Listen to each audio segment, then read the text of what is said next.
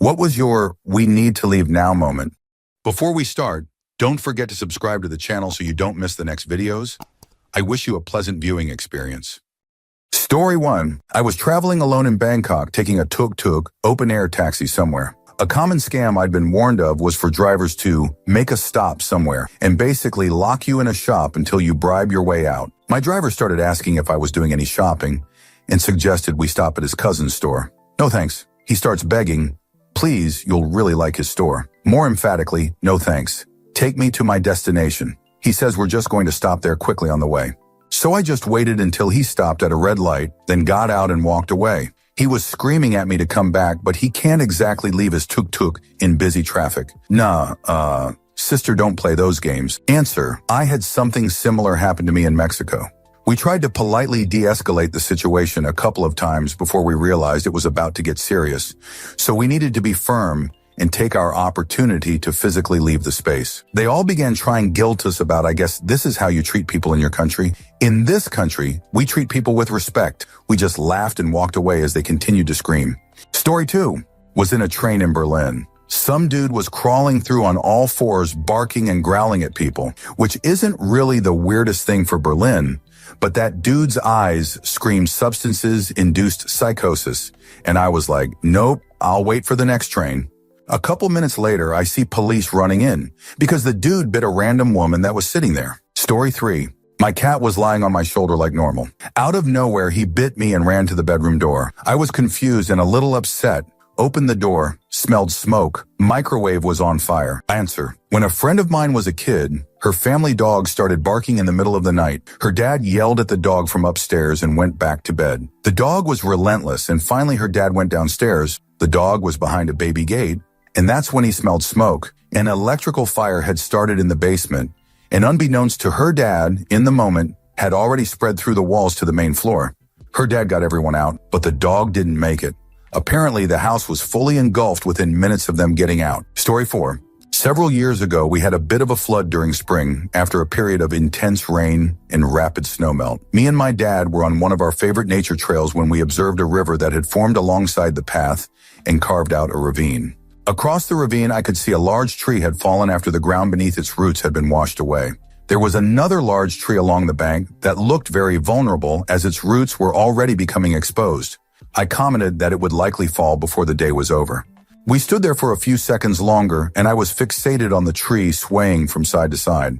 Then the tree suddenly went still, and I had this absolute primal fear take over and started screaming to run. As we fled, I could hear it come crashing down. It struck exactly where we had been standing. Later, I learned that large objects falling towards you don't often appear to be moving. I'm certain that the tree must have already been falling, and I had some sort of subconscious awareness of it. Answer: a tree rooted to the ground experiences changing accelerations in many directions as its root trunk system is experiencing tension and compression. We call this swaying. Once that tension breaks, it will almost exclusively experience the force of gravity, which is a constant acceleration in the direction towards the ground. When that motion is toward you, the object can look still and unchanging. I bet your subconscious did pick up on the change. Story 5. I was alone and driving to work in my Dodge Omni. Suddenly started feeling sleepy and dizzy and a tad bit sick. I realized just in time, after almost nodding off twice, that I was huffing exhaust fumes because my exhaust pipe broke directly under where I was sitting. I immediately had to pull over and get out and call my parents to take me the rest of the way to work while they towed my car. I still think about how many ways that could have ended very, very badly. Story 6. I was at a party and had too much to drink. The owner of the house let me sleep in the den while everyone else continued to party. There were a few times he opened the door to check on me. It felt like he wanted to see if I was asleep. It made me feel uneasy, so I left discreetly and drove home tipsy. He ended up raping a female friend of his later that year. She got tipsy and passed out at one of his parties. Answer: you just caused me to remember something that I blocked out over 20 years ago. I was hanging out with an acquaintance who was sort of bad news. We were 21 at the time. I'm 44 now. And she had invited these 3 guys over to party with us. I had already taken ecstasy with her, and I could overhear her talking with the guys in little snippets like, "Are you sure that she's cool with it?" And I got a really bad feeling. I overheard her say stuff about how she will be trading intimacy favors for coke. So I got in my car and I started driving. I got several streets away, And then I just parked in my car in the suburbs for about 4 hours until I sobered up enough to drive home. Story 7. Not me, but my mother. I was 18 months and she was heavily pregnant with my sister at the time. Our washing machine had been playing up, and Mom was holding me as she went to see how the laundry was going. She opened the door and the floor was covered in water, not enough to flood into the hall, but had formed a big puddle. My mom, with me in her arms and heavily pregnant, said she went to step through the water and see what was going on, but something in her mind told her to stop. She closed the door and called the plumber. The plumber arrived and called an electrician who immediately turned off all power. The wiring had shorted and there was a live wire sitting in the water puddle. Had my mother stepped in it, in bare feet too, this was Australia, she would have been stepping in enough voltage to eliminate her, and I guess me, as I was in her arms. There was nothing odd about the water, other than it being all over the laundry floor, but I'm glad my mother followed her instincts and didn't step in it. Answer. She very likely heard something she didn't register. Live wires in water can often have this very quiet, low hum. Probably not something she'd have consciously heard and gone, "That's a weird noise," but something her brain picked up on and could only say, "Danger, get away." I wouldn't be surprised if those instincts are heightened on pregnant women and new mothers. Story 8. When I was a kid, I saw a guy pushing his broken down car, so I gave him a hand to push it. He then proceeded to smash the grill open with a screwdriver to get the bonnet open. And that is when I realized I was helping a car thief. Got out of there real quick. Story 9. In 2002, I was at the Laughlin River Run, sitting at a slot machine in Harrah's. I saw a couple of Hell's Angels walk in and told my friend, "Cash out, angels are here." He has this WTF look on his face when I pushed the button on his machine and grabbed him and said we got to go. We walked right past a couple of them heading out the door, and we were partway down the hill towards the riverside before the shooting started. Story 10. My husband and I were at a 24-hour art festival that we attended every year. Around 10:45 p.m., we noticed a bunch of people arriving and changing the vibe. We both decided to get out of there immediately. A few hours later, there was a mass shooting, 18 people injured, the shooter eliminated. Story 11. About 2 months ago, it stayed up past my usual bedtime, and as soon as I got in bed, I smelled something odd and was hearing some inconsistent banging and clattering from downstairs. I don't live in a great neighborhood, so none of this was unusual, but I got out of bed to check anyway and saw flames licking up the side of the building. Yelled at my wife to get out of bed and threw on some clothes, and we hightailed it out. Our building has a shared wall with the next, and that one had an apartment on the ground floor, fully engulfed by the time we made it outside. Ended up condemning the whole building. I was the first one to call 911. Have been jerking myself awake in the night pretty consistently since then. Story 12. Walked into a dive bar in Western PA to see a woman in a white dress with a blue flower in her hair and made a comment she must have just gotten married to my group. No one believed me. Got up from our table to use the bathroom, and when I came back, she was all over a couple guys in our group who confirmed she was celebrating her elopement. I immediately know this is going to end badly, so I make multiple comments asking where her groom is. She eventually moves on to other groups keeping up the same shenanigans. Groom eventually comes into bar, sees her doing this to multiple parties. He sits down and starts punching himself in the head. Immediately, I tell my group, we need to get out of here. Someone's going to get shot. Right as I say that, the bouncer grabs the groom and throws him out. Bride and her party follows. Tell everyone to hold off until they are out of the parking lot. Not 3 minutes later, a crowd rushes in screaming, "Someone got shot." The bride shot and eliminate her own niece. The only family member that witnessed her wedding. Always trust your gut. Story 13. When my daughter was in 3rd grade, she came home talking about a new friend she had at school called Sally. It was Sally this and Sally that for weeks. Towards the end of term, she came home and said that Sally was having an end-of-year performance at her church, and she asked if we wanted to go to watch it. We thought, why not? We went to the church to watch it, and almost as soon as we walked in the door, we regretted it. It was in a warehouse number 1.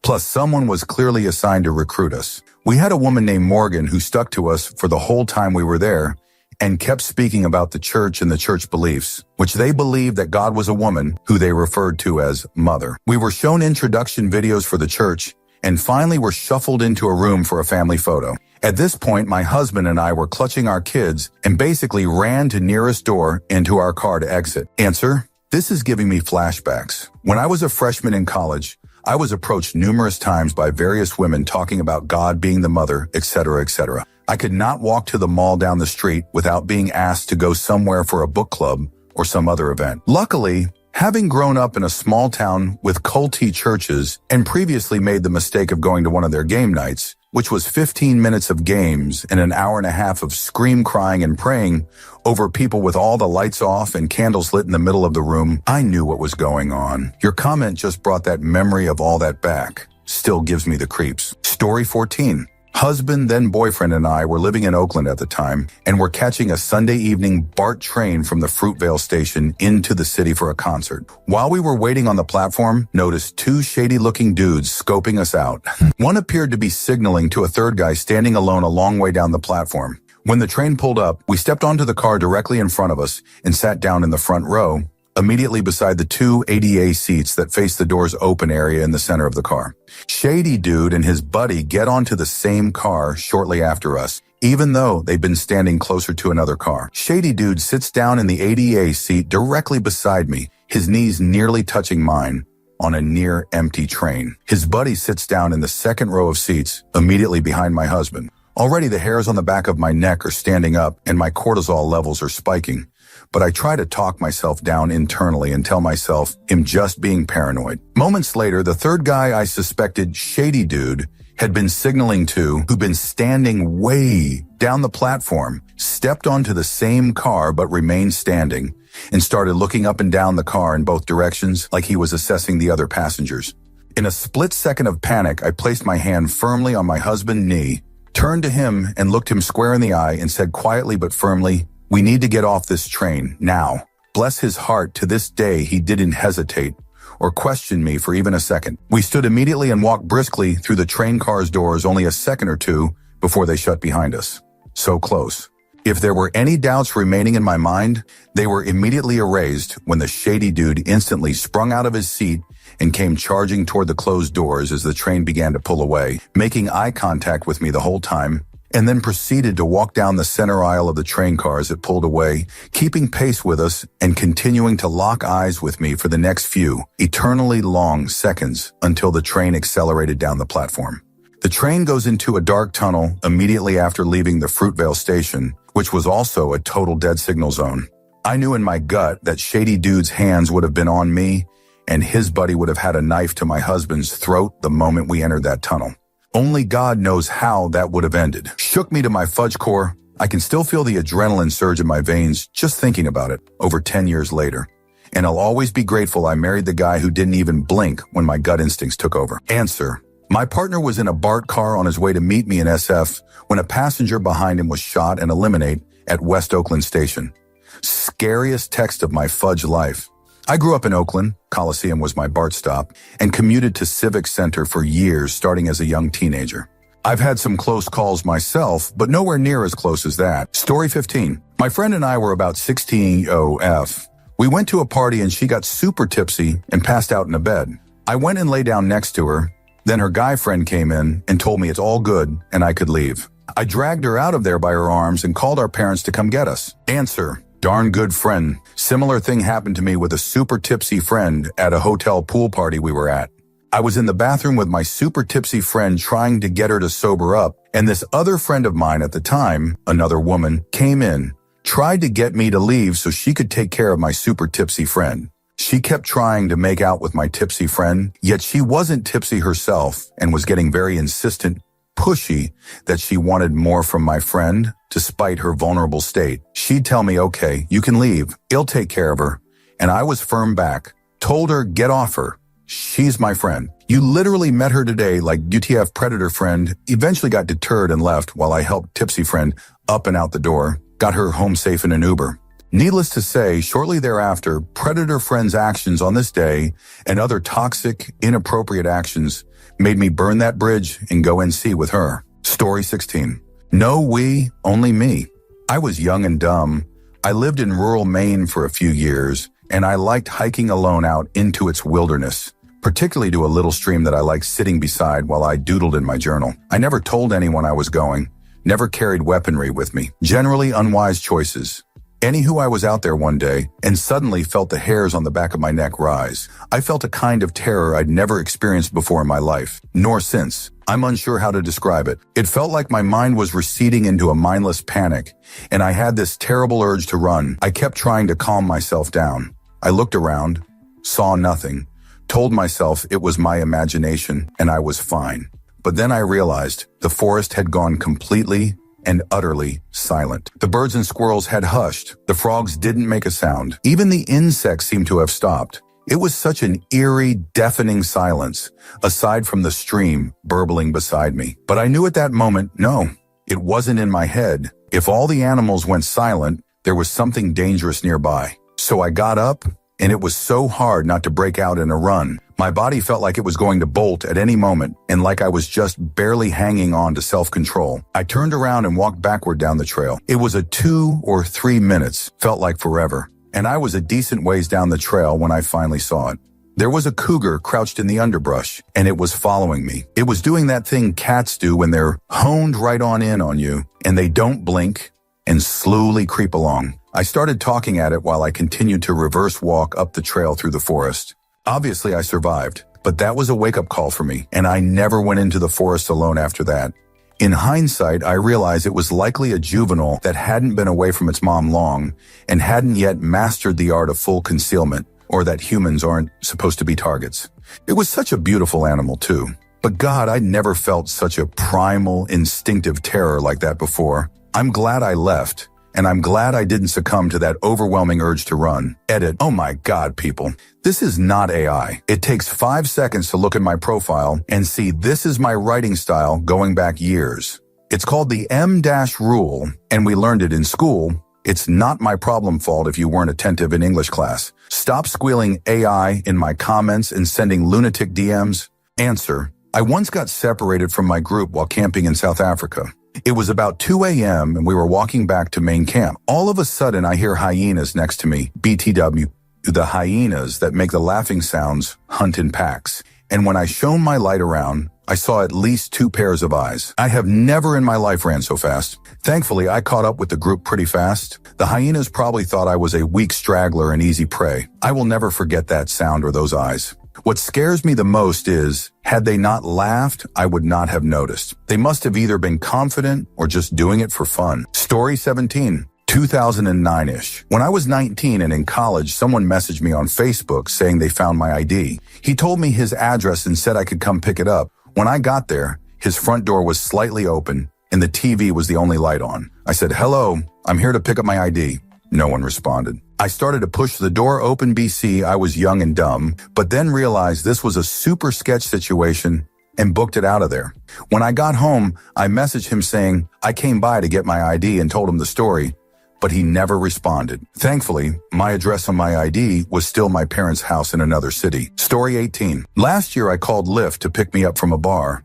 The car shows up and it matches the car on the app. I said the driver's name and he said it was him. Before I got in, I went around the back to check the license plate. It did not match the app. I told the driver his plates didn't match, and he told me to get in anyways. I said absolutely not, and he sped off incredibly fast. Answer, always wait for the driver to ask you your name.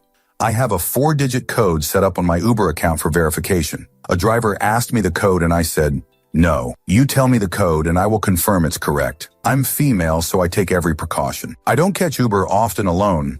I'm usually with my bro, and he does the same thing. Before I'd ever caught an Uber, he was the one who told me about getting them to confirm your name. Also checking the license plate before getting in. He's a male usually traveling alone, and even he doesn't take risks. We had a woman try to steal our Uber once. She wouldn't show us her phone to confirm it. We asked the driver who he was picking up, and when he said my bro's name, we got in the car.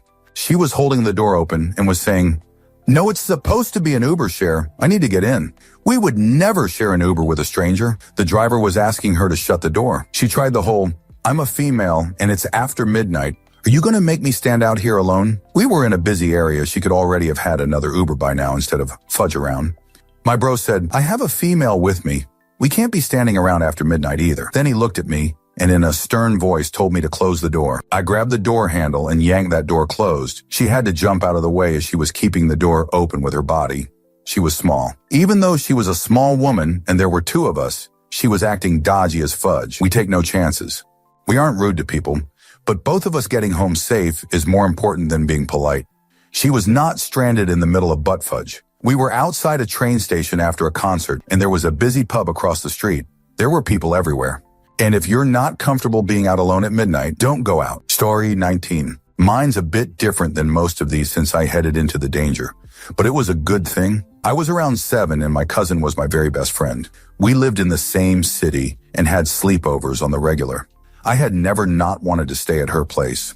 But when my parents were standing at the door saying bye, I started bawling and saying I wanted to sleep at home tonight. They tried to convince me to stay and have fun, but I was insistent. Note, I had a filled medium-sized aquarium in my bedroom that I loved. Anyways, I went to bed like normal, but woke up around 3 a.m. I rolled over and the wall my aquarium was against was on fire, pretty much the entire wall. I ran across the hall to my parents' room, woke them, and they put it out before it spread further. Turns out a pebble has been sucked up into the filter and jammed it, causing it to overheat and started a fire at the wall socket. All my fish died, which I was really sad about, but my parents are convinced I saved our house and maybe their lives that night. The smoke alarm would not have gone off till most of my room and engulfed, and at that point, there would have been nothing they could do. Answer, I have a super similar story. We were renting a place super cheap because we were also fixing it up for the landlord. One day I flipped out and did not want to go to school. It wasn't my usual, I don't want to go to school, like screaming, shaking and crying that I couldn't go to school. I was like 12, so everybody else left for the day. I was enjoying daytime TV when I smelled something weird. I go upstairs and someone had left a work light on, laying on a drop cloth. The drop cloth was smoking like crazy. I was that smart because I called my mom from the house phone asking her what to do. Within 5 minutes, there was a fire truck, ambulance, and a couple cop cars. They dragged it out and told me it was about 5 minutes away from flames. When my mom got there and saw it on our lawn, she started crying and saying that I saved the family. We all decided I was psychic, and I took that to the bank. Anytime I wanted to cut school, nobody would argue with me about it. I racked up 26 absences and 30 tardies that year. Story 20. Not sure this qualifies, but I'll tell it anyway. In 2008, I lived in a housing project for a few months. It was officially me and my friend on the lease, both around 21, but several different young kids as young as 15 lived with us at one time or another. They slept on mattresses on the floor. I locked my bedroom and kept it like a normal home, but the rest of it really just looked like a crack house or something. Mattresses on the floor, dirty dishes in the sink, 40s in the fridge. There were gouge marks on my front door that had been painted over. They looked like someone had tried to bash the door in. People in and out of the apartment constantly, frequently people that had lived in that project their entire life. When a neighbor in a place like that sees that you are having any kind of social gathering, or sometimes even if you aren't, often they'll more or less invite themselves in, and you really can't risk offending. One time, a guy I had never seen was suddenly in my living room with 10 or so others wet invited and spent over an hour just fiddling with the sound settings on a boombox sitting in the room. I was positive it was tagged for theft, although nobody ever stole it. The cops were around a lot. Security for the apartment complex practically lived in our place, and they'd call the local police for backup, who would clear people out and then just leave us be. Rarely or never was anyone arrested. It's possible someone was, and I just wasn't around that night. And I am absolutely positive it was because most of us were white. We 100 deserved to be arrested. Especially me, I was an adult in a crack house full of minors doing substances and adult beverage. My friend came over one time and commented, "What is this, child services?" because of how many teens had run away from home to crash at our place for one stretch of a few weeks or another. I kind of shrugged. I knew the whole situation wouldn't last, but I was in a live in the moment time of my life. And the project also happened to be across the street from where I was going to college. One night, I stepped out front for a smoke. So much smoking of everything happened inside the apartment that I don't know why I bothered. I'm standing there thinking when I hear a voice call me from my left. There's a staircase to an upstairs apartment stoop at the next building. An old woman is calling to me. I climb the stairs and say hello. She's probably 70, but black don't crack, so she could have easily been 90. And she asked me to sit down. My spider sense, which was pretty good at that time in terms of the dangers of the project, wasn't tingling, so I puffed on my camel filter and obliged. Bless this woman's heart. She looked at me with a stern expression and spoke to me like a scolding parent. I will never forget her words. "Do you understand that everyone in this place is looking at you right now? Your names are in everyone's mouth. Everyone in here is aware of you. You may as well have a spotlight on you. And this is not a place you want to have a spotlight on you. Something very, very bad is going to happen in that apartment of yours very soon. If things continue as they are, you need to leave this place as soon as you can." I told her I would, and I did. Within a few weeks, I'd moved out of there. I heard from a friend and then later read in the news that not long after I'd left, in that very project, in an apartment around the way, A fight had broken out over a missing bag of substances and guns had been drawn. Multiple people were eliminated in the crossfire, some of them innocent bystanders. It sent a chill up my spine that it could so easily have been my apartment. I'll never forget the time I spent in that place, and I'll never forget the tough love that strangers showed me. I never even learned her name. Story 21. BFE, Wyoming. Yes, it exists. And the wife is on a dinosaur dig. I've got my 2 youngest kids, 4, 6, and we go out hiking while she digs. Not far from the vehicles, we make it to the top of the tallest hill in the area. Stop to take some pics and notice my son and daughter's hair stars standing on end. One of my all-time greatest pics is of my daughter pointing and laughing at her brother's crazy hair, while hers is going nuts as well. As soon as I snap the pic, I remember a cartoon from Boys Life magazine from like 30 years prior about frizzy hair while on a mountain means a lightning strike is imminent. I put the phone away, grab them both, and run off the mountain. We get back to the vehicles just in time to see the storm roll in and take shelter from the lightning storm. Could have been 1,000 times worse. Answer: that was very sensible. Maybe this one? The photo was taken in 1975 and is of an 18-yo, his 12-yo brother, hair on end, with a stormy background. Their 15-yo sister took the photo. It turned out that Sean, 18 on a yo, was one of at least 3 people hit directly that day by the triple-pronged bolt, including one man who died and another who sued the U.S. government for not warning about lightning danger. Jensenius noted. The lawsuit was dismissed. Sean was knocked unconscious and suffered third-degree burns to his back and elbows. Story 22. Decades ago, I was in Indonesia on a business trip for my Australian cousin who owned a small factory manufacturing camping goods. While leaving the airport in my hired car, I looked around, and the hair on the back of my head began to rise. Little did I know that it was the middle of a revolution, and there was fighting in the streets. My airline deplaned the passengers and there was no information at the airport, so I had no idea what was happening. While in my car, I told the driver to immediately stop going to my address given by my company and go to the nearest 5-star hotel. Within 30 seconds, I saw burning tires in the middle of the street where people were being dragged from their cars. My driver did a battlefield U-turn at an ungodly speed. You never want to be in a Mercedes making a turn like that. To this day, nobody believes me when I say the G-forces nearly caused me to faint. Possibly it was my face slamming in the side window. Gave the driver a 50 tip. Slept in the bathtub of the hotel I checked into while tracer bullets were being fired and explosions being heard around the city. Story 23. Wanted to leave but wasn't able to at first. Moved to NYC and had traveled a lot but still very naive, sheltered. Went to the ferry and met this girl who was very nice but ever so slightly off, now no, probably substances. After a minute, where she confirmed I wasn't from NY and had no family there, we were boarding the ferry, and her friend, a good-looking and very well-dressed man, came over. She never said a word again. I just remember sitting with him taking the seat next to me and her across and feeling not right as we were talking with the hairs on my arms standing up. Then he started complimenting me, and my brain went off. I was very scrubby and tomboyish back then, LOL. But I was Wisconsin nice, and they weren't doing anything wrong bad. So we kept speaking even though I wanted to leave their presence, though a part of me also realized I couldn't fully leave them while on the ferry. The man kept schmoozing and asking me to come to a party with them later. I deferred hard but had never had a situation like this, so didn't know how to shut it down yet. Like an idiot, I gave him my phone number, so naive and stupid, because he and the girl hovered over me while repeatedly asking and then calling it right there. I did have the smarts to tell him I didn't really know where I lived as I had just moved.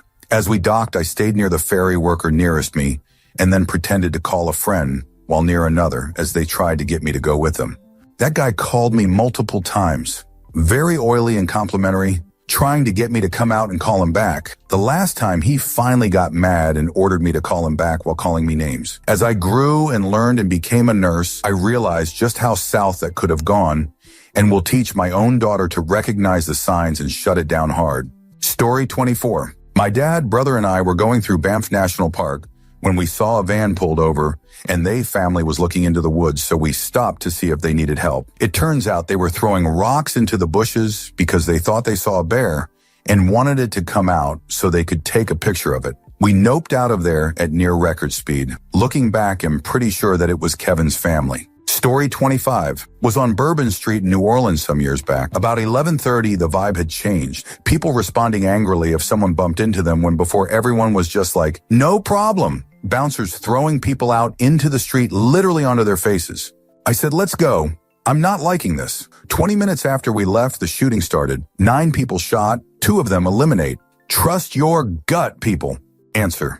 Was in a pub in London in the mid-90s. At one end of the bar, left alone by every other patron, was a bunch of guys in Chelsea strips sinking pints like it was going out of fashion. The door opened, and in walked a bunch of guys in what I would later learn was Millwall tops. Everyone in there started making a dash for the door, and the pub staff started shoving stuff off the bar onto the floor and slamming the bar shutters down. I left with everyone else. Sometimes the signs don't have to be subtle. Story 26. At a house party in college, some guy pulled out a katana and said, "Want to see something cool?" That was my cue. Grabbed my drink, grabbed my friend, and said, "We're leaving before this turns into a Netflix true crime special." Story 27. I was sitting in the parking lot of my then boyfriend's apartment complex with him smoking a joint at night. He had just gotten a used BMW that was in great condition. The neighboring apartment complex housed many known gang members he grew up with, but had to part ways with due to their lifestyle. One gang member in the other complex had the same BMW as my ex in black. My ex's car was not black, but it was dark colored and looked black at night. I suddenly got a terrible feeling and said, "I think we should go," to which he dismissed my concern. I didn't let it go and said it a few more times until I practically yelled at him, saying, "Let's go, right fudge, now I'm not playing games."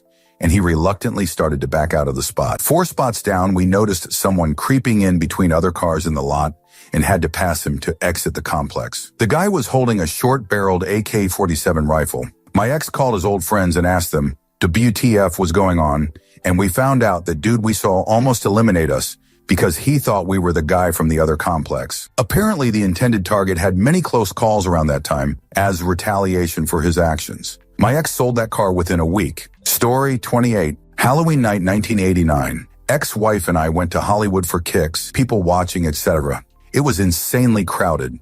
Street closed down, cops on horseback walking up and down the center. We were there maybe an hour and I saw a bottle fly out of the crowd and hit a cop. I grabbed the wife and said we gotta go. We parked off a side street not too far from where we were, made it to the car and split just before the riot happened. Story 29. This is back in 1999. My granddad and grandma owned a farm with a beautiful old house that dates back to the 1700s. Also located just across from the farmhouse was her pub restaurant. And on this New Year's Eve night, everyone was getting ready to celebrate the incoming millennium. So by about 7 p.m., the whole village is now in the pub and the drinks are flowing, but us kids are starting to get bored and asked to go play the PlayStation in the house. So my ma'am takes us down to the house and sets the PlayStation up to the TV and tells us if we need anything, just come up to the pub. Then off she goes back to the party, leaving me 14, my sister 10, and my cousin 14 to our own devices. We play games for hours and eventually we start to get bored of the PlayStation, so we decided to watch a film. This will be around 11 p.m. at this point. I will set the scene a bit here. This old farmhouse is huge and a bit creepy. It's so old that it had a servant's quarters. Over the years, the large double front door stopped getting used in favor of the easy single door for the servants' quarters that leads into the main house. You enter the front door into a long corridor. 3 doors on the left lead to rooms which servants would have used: washroom, pantry, and a storage room. At the end of a corridor, a door leads into what would have been the sleeping quarters, but is now my uncle's man cave. On the right, you enter into the large kitchen, which you can then access the rest of the house. So us kids are in the living room, which is directly adjacent to the man cave, and we decided to go raid my uncle's stash of VHS and find something to watch. So I walk through the kitchen into the hall and try to open the door to his room, but the door is jammed. This room is never locked, but maybe he's locked it to keep us out. I keep trying the door in case it's just a bit tight, and the door does open a little way. Not enough to see through, but enough that it isn't the lock stopping the door from opening. I try shoulder barge the door, but it's solid and feels like something is behind the door. At this point, I give up and I walk up to the pub to tell my ma'am I can't get into the man cave. So she comes back down to the house with me and I show her the door's open partially, but it won't move. She tries and she says, "Oh yeah, that is strange." She tries again a bit harder and nothing. So she heads back up to the pub to ask my uncle if he's put some sort of lock on the door. While she does that, I go into the living room and start swapping the PlayStation SCART cable for the VHS cable. The TV back then is enormous, and I am fully behind the TV in the corner, playing with cables when my ma'am comes back in the house. She walks in and tells us that there is no lock on the door. Then she goes back to the man cave door and starts really charging this door to get it to open. I head the bang bang bang as she's charging into this door, and then suddenly I hear her shout, "Everybody out now!" Immediately I knew something really bad was happening. I could sense the fear in her voice, so I scramble out from behind the TV and run as fast as I can through the kitchen and into the hallway. Soon as I got into the hall, my hair stood on end as I can feel a rush of cold winter air blowing through the man cave window and straight through the open hall door. Immediately, my eyes lock onto the open gun cabinet on the wall and a bookshelf on the floor that was stopping the door from opening. I turn in panic and run for the pub, but by the time I get to the pub, my ma'am had already alerted the pub to the break-in, and an endless stream of bodies ran out of the pub towards the house. Shortly after, we realized the full extent of what had happened. Someone had cut a circle in the glass like you'd see on a film, and they opened the window to get to the gun cabinet. They had stolen a vast array of shotguns and rifles and some ammo, but not all of it. Some of the guns were laid on the bed and against the wall. Ammo was spilled onto the floor that looked like it had been dropped in panic. The police believed the first time I tried to get into the room, I had actually disturbed the thieves, and that's what stopped them taking everything. Even to this day, when I go into that house and I see that door, it gives me the creeps. Knowing that someone had guns on the other side of that door while I was trying to get in. TLDR, my family's farm got broken into while I was in the room next door. Answer, this doesn't fit exactly, but you reminded me of something that happened to me at my first job. We had a small employees-only back room with a door that locked, but we never locked it, unless we were changing or something. The room also had a door to outside that locked automatically when it closed, and we kept the keys to both doors in the cash register. Details are a bit muddy. This was 20 years ago. I was 17 and working alone, and suddenly the back room was locked. I didn't think much of it, grabbed the key and entered from outside, grabbed what I needed and carried on. Later, I went into my wallet and saw all my money was gone. I had $400 in cash for some reason, which was a lot of money for me. I must have had to pay for the sport I was a part of or something similar. I remember that it wasn't my money to spend. That's when I realized that whenever I unlocked the door to grab what I needed, the thief was still in the back room with me. I called the police, probably non-emergency, and told them I was reporting a robbery. The woman on the phone very rudely told me that's a theft, not a robbery, and they wouldn't do anything about it. My awesome boss owner very kindly replaced my lost money. The back room was tiny. I definitely would have seen the thief if I turned my head the right way, but I'm glad it worked out how it did. Story 30. Living in Vancouver going to college. A friend of mine suggested we go to this house party that another person in our class was hosting. We were both pretty new to the city and wanted to make friends, so we decided to go. We get to the party and the house is absolutely packed. Turns out this guy had like 7 roommates and they all invited their friends. We start drinking and having a good time, chatting and milling around the party. I lose track of time and realize I can't find my friend. Wandering around looking for her, as she was a bit of a party animal, I make it to the upstairs bedroom. The ensuite bathroom door is open and there's people in there snorting something. Inside the bedroom is my friend, fudge up on something. In the bed in a cuddle puddle, they called it, with 5 guys on either side of her. Some of them didn't have shirts on. There was empty bottles everywhere. Suddenly I was stone cold sober and decided we have to leave now. Grabbed my friend, grabbed her bag, and marched her out to the curb where we could get a taxi. I'll always be okay with being the party pooper because I'm pretty sure I saved my friend from gang RP that night. Story 31. Bar scene with some people getting aggressive. Saw one guy push another, and I grabbed my friends to get the hell out of there. Shootings are not uncommon, and the location we were at had 0 space to avoid anything. Everyone pretty much ran from it. That night it ended up being fine, but one of the 2 groups ended up shooting the other and eliminate one of them the next night. Multiple injuries GSWs. Probably the worst shooting of this summer so far. We all got together again at a friend's house and talked about it. Initially, I was told I was being too much by dragging them out of the bar. I got my apologies that night. Answer. A couple friends and I were looking for another guy from our group. Turns out he had left way before us without saying anything. We were out front looking for him, and all of a sudden some dudes from the club start exchanging words on the side of the building away from the bouncers. My friend and I took one look at each other and started dragging our other tipsy friend away with us. I was certain at least one of them had a gun. 2 weeks later, there was a shooting in the same club.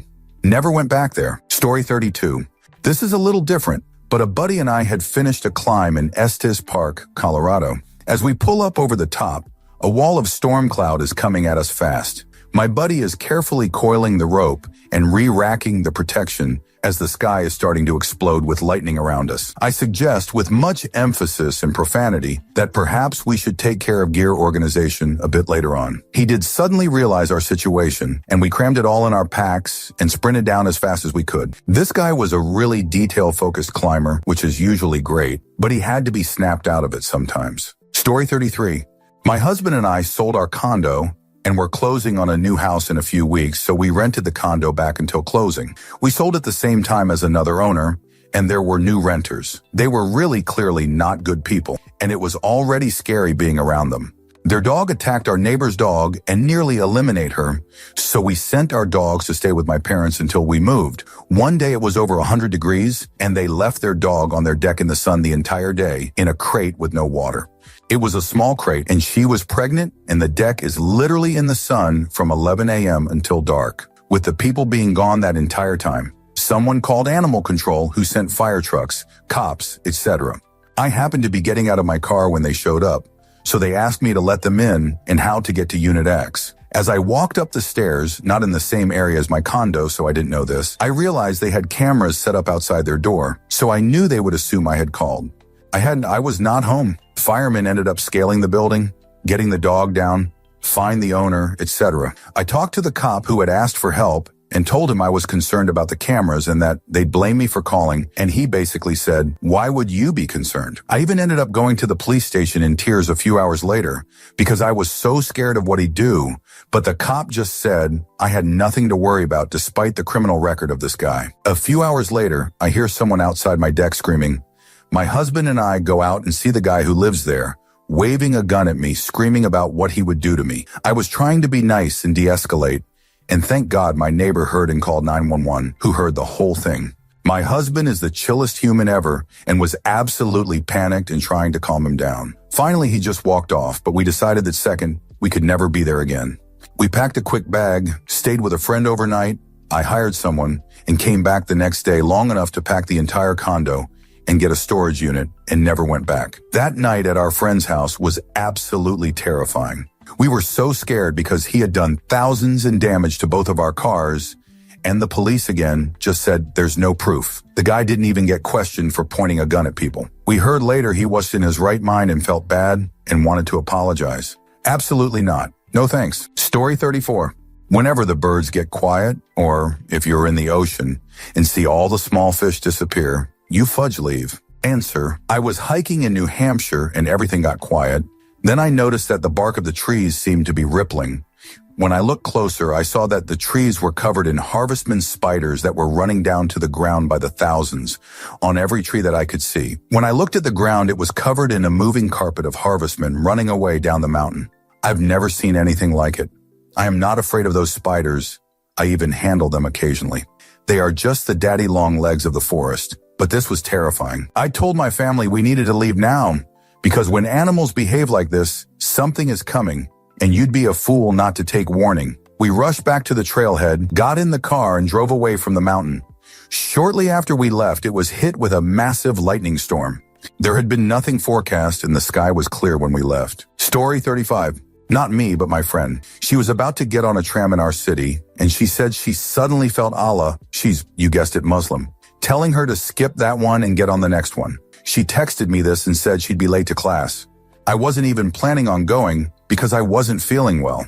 2 hours later, I got a call from my dad. He was fine, everyone was safe, but he told me there had been a terror attack and someone had eliminated 4 people on a tram. It was the one my friend skipped. She was on the tram right behind it and had to flee. Edit Netherlands, 18th of March, 2019. Story 36. Back when I was a part-time bank teller, I got a second job to supplement my income. One of my girlfriends from the first job was having a get-together in the bar district for her birthday and invited me. I was going to go, but I talked myself out of it because it was tax-free weekend, so my second job was going to be bonkers. Never in my life before that had I ever chose to not go out, or whatever the proper grammar is. I slept like shoot last night, LOL.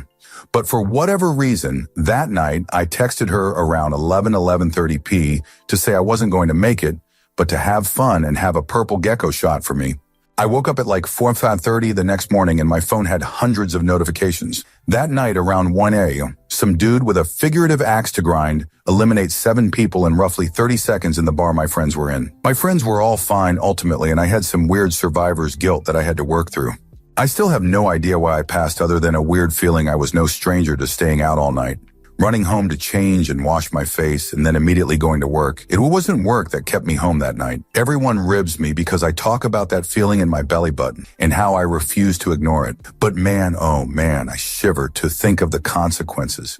Answer: similar situation, but it was my sister. She wanted to take her kids, my nephews, to a trunk or treat in the suburbs. She lives in the city and a lot of her co-workers live in a nice suburb, and invited her to join them. Her husband was working, so she asked me to come to help wrangle the oldest. She got a weird feeling and asked if we could take the kids to a different event. She didn't want to disappoint the oldest, but just couldn't shake her gut, feeling that something was wrong. An off-duty officer with an axe to grind showed up and opened fire at the event. Fortunately, he didn't hurt anyone, but so glad we weren't there. Story 37. I was only 20 when one of my blood relatives woke the whole darn house up at 3 o'clock in the morning, claiming that they heard someone cut the gas line. Full psychotic break. EMS showed up just before I drove off, so I didn't feel bad about leaving. I shoved whatever I could into the messenger bag I used for school stuff and got the hell out. That was the final straw, man. I was not about to sit around and watch the crazy go down in real time. My grandma also lived in the house, and if I'd had the resources and she were ambulatory, I would have taken her with me. I felt so guilty about leaving her there, but she gave me a big hug and a 20 bill and went, "You need to look out for yourself first." Story 38. Not me, but a guy my mom worked with decades ago. He and his family were on vacation at the beach. The water started rolling way out, and his wife suddenly got up and said that she wanted to leave. He and their 2 teenagers objected because it looked cool.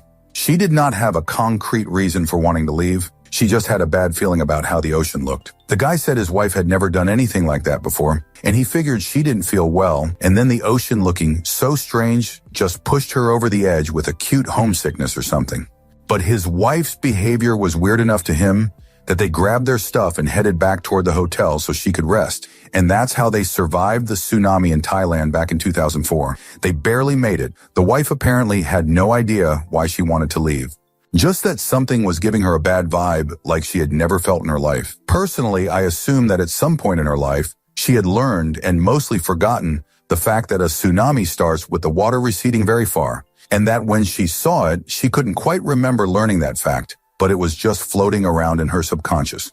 I recall there were stories of a few people surviving because they had learned about that. Story 39. One time when I was probably 16, I was at a house party, kind of a trap house, and buddy who owned the house took a phone call, then went into the back room and came back with a shotgun and said, "Stay away from the window shoot going down tonight." We ended up getting out of there ASAP, but it was some kind of gang war going on and the house had been targeted. Story 40. It was 2010. I'd recently moved home and needed a job. I was temporarily staying with my grandma and uncle. One morning, they gave me a lift into town for a job interview. They went for a wander around the shops whilst I looked for the shop I had the interview at. It was a nice morning, and I'm daydreaming a little while I walk. I get there and the door's locked, and so I knock. A woman comes to the door and says, "There's a madman on the loose shooting people." She looked terrified, and my mind flashed to my grandma and uncle wandering about. I ran off to find them and realized all the shops were empty, and I just hadn't noticed earlier. In the end, it turned out we got there about half an hour after he'd left. In that moment that I realized what was going on, my eyes literally bulged. This was in the UK. Shootings like this are extremely rare. Rep the victims of Derek Bird. Story 41. My son had leukemia and was in chemotherapy. He was just off for a couple days. I kept telling his dad I think we should take him into hospital. Son had an appointment coming up anyway, and the hospital is a long drive away, so dad convinced me to wait. Third day, I just knew we had to go. I cannot describe the way I felt. I just knew. I made a scene, started an argument, screamed till we went. The knowing we had to go immediately was so strong, it was like a fact. Son had a raging ear infection, and his meds were causing an issue on his kidneys. He went straight to the oncology ward for a week, straight onto strong IVs antibiotics. Doctor later told me my son was so sick his blood was almost nothing but water. He was in nappies again. One overflowed as he slept and went all over the bed sheets. I had never seen pink-wee before or since, never want to again. The nurses stopped me stripping his sheets off the bed and got me to shower my son immediately, wash my hands too. The smell coming off my son made me gag, and I was crying quietly as I washed him, so he didn't know. I know now that my son had been actively dying, and that smell was passing being purged out of him. He recovered in time to be released back home on Christmas Day. I was so stressed out I spoke to my own doctor to unpack it all. He was so kind and told me that I saved my son's life by following my maternal instinct. My son is now remission and living his best life. I'm always on edge when he's sick though. Never ever ignore your parental gut instinct. Story 42. I got invited to a party by an acquaintance I wanted to like more than I actually did. I got picked up by the acquaintance and we arrived at the party, and as soon as we made it into the living room, I discovered this party was going to be just the two white boy thug types with tattoos and shaved heads drinking beer on a couch, with meth, plant substance, and more beer on the coffee table. The female acquaintance who brought me, a 9-year-old boy in dirty clothes, and me, clearly brought because the acquaintance wasn't sure about coming alone, and had basically enlisted me as a bodyguard without telling me that's what was happening.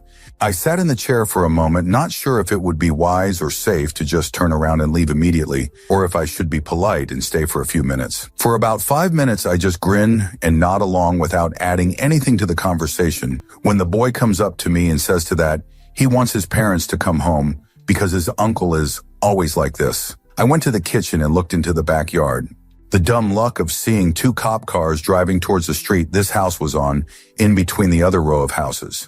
I went out the back door, through the yard, jumped the fence, and walked through yards and in between houses at an almost run. I walked all the way home, which was about a 30-minute walk. 2 days later, I found out everyone in the house had been arrested, and the kid went to CPS. I never talked to that girl again. Just the absolute stupidest thing I ever went through, and to this day, nearly 20 years later, I do not get into anyone else's car.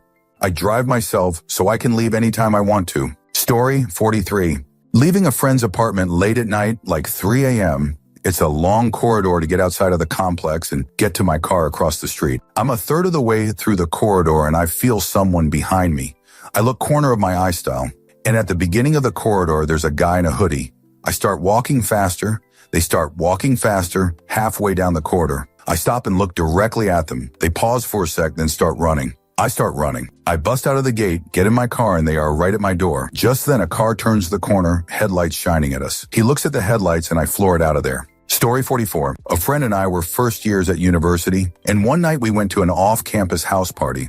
It started like every other party we'd ever been to there. Lots of drinking, flirting, shenanigans, and people getting too close to the fire pit out back, etc., etc. We knew this place. We knew everyone who lived there, and almost everyone at this party. I started getting a weird feeling. Then I walked around a corner and saw a dude standing in the kitchen just casually naked. I turned around, gave my friend a look, and walked out the door at the opposite end of the house with her in tow. I found out later that the party turned into an orgy right after we left and everyone involved got STDs. No judgment, I just didn't want to be there for that, and I'm glad we left. Story 45. Was at a plaid pantry for a beer run. I was tipsy, my sober brother drove me. I walked in and saw 2 sketchy bad vibe gentlemen that looked like they were up to no good. Even in my drunken state, I quickly gathered my things and walked out of the store after paying. I told my brother who was waiting in the parking lot the whole time to get going. Go, go, go. 5 minutes later, we hear sirens and cops rushing toward that store. The store was robbed at gunpoint. Story 46. I was once hanging out with an old coworker friend, and we ran into another former colleague, a woman we both knew. The day was relaxed and fun, though I sensed there might be something going on between them. No big deal. They were both single and grown. We ended up going to his place later. I had known him for years and never felt unsafe around him, even though he had been to jail once for assaulting a cop. We smoked and had a few drinks. Everything was chill. Then I came back from the bathroom and saw her looking at me with this silent, panicked expression. I didn't know what happened while I was gone, but the whole vibe had shifted.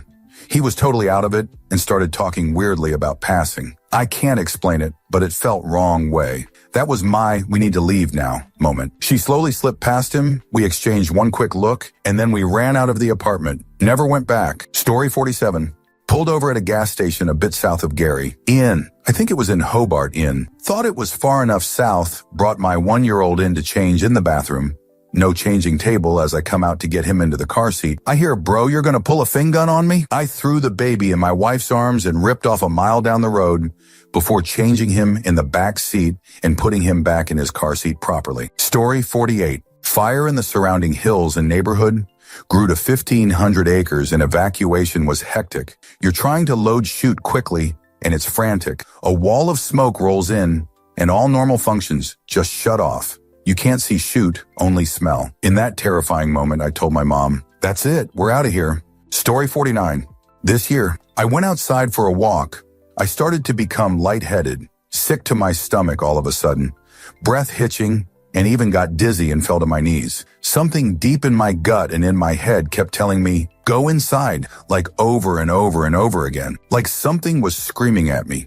I went inside. Right as I got into my room, I found that I not only forgot to blow out one of my candles, but it fell, lit something on fire, and exploded one of my favorite glass dishes. I put it out with a blanket in quick haste, and overall things were fine, aside from my blanket being burned and my broken dish, but fudge man, certainly more careful after that if I wasn't already. Edit. And yes, I was totally fine after I put the fire out. I was not dizzy, gut feelings gone, no more sickness, etc. Went outside to walk again. Story 50. When I was a teenager, my friend and I would sneak out at night and bike to the lake that was a few miles in between our houses, mainly to smoke and play chess. We did this extremely often, like almost every single night. It was our midnight ritual. We would smoke and play a few games of chess. We were never afraid of the dark and frequently would just play by moonlight. We both grew up in the woods, so we were extremely comfortable in the woods at any time of day. This was our safe spot. One night, we are sitting by the lake in the dark, in the middle of a game, no words spoken, when we suddenly both stand up out of nowhere and begin sprinting faster than I knew was physically possible. We just ran and ran, easily 2 miles as fast as we physically could. No words spoken, just pure fear. We left our stuff and our bikes behind. When we had made it back to a neighborhood, we both were like, "What the fudge was that?" Thank you for watching the video all the way to the end. If you'd like to see more content like this, you might be interested to know that I've created another channel with a similar theme, especially for those of you who enjoy what I do. I'll leave a link in the description, and I hope to see you there. Take care.